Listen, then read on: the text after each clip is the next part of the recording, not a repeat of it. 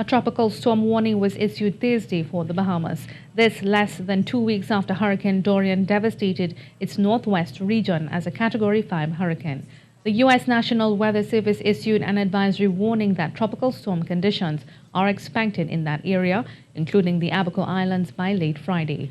We have meteorologist Ean Wallace to update us on this latest weather system. Ian?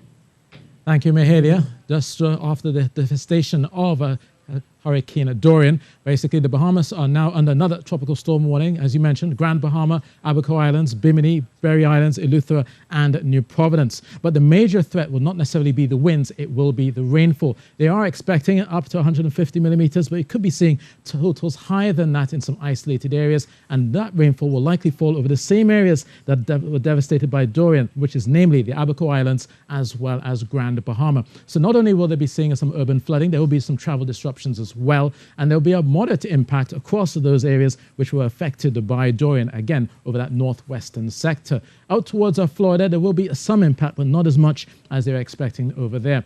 Out at sea as well, they could be seeing some rough surf, some strong rip currents, and it will become increasingly windy as they go through the weekend. So this could also hamper relief efforts there, especially for those living in tents. Now, this is a position right now just 300 kilometers east-southeast of the Abaco Islands. It is set to become a tropical storm later on today. The next name will be Umberto. It will likely slide towards the northwest, steered by the up-level high there in the Bermuda area. So we should be seeing that system developing over the next few hours. But first, here in Trinidad and Tobago, there is some heat around. That daytime heating will spark a few showers, especially across Trinidad, western areas of Trinidad, Port of Spain, Diego Martin, down towards San Fernando and Point Fortin. May see a straight thunder shower here, but the showers will ease as the day cools through this evening and overnight.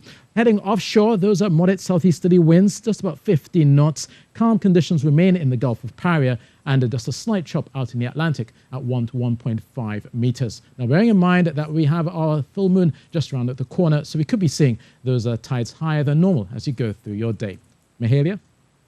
Thank you so much for that update, Ian. And moving now to TNT help efforts in the Bahamas. Troops of the Trinidad and Tobago Defense Force stationed in Nassau, Bahamas, were deployed to various locations on Grand Bahama Island Wednesday to carry out damage assessment and food distribution operations.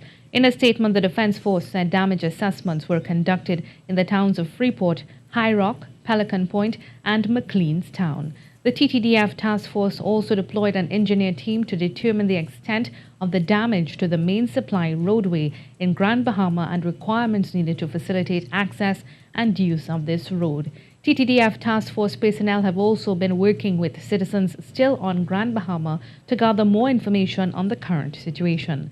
The Defense Force said it remains committed to augment and support relief efforts in the Bahamas.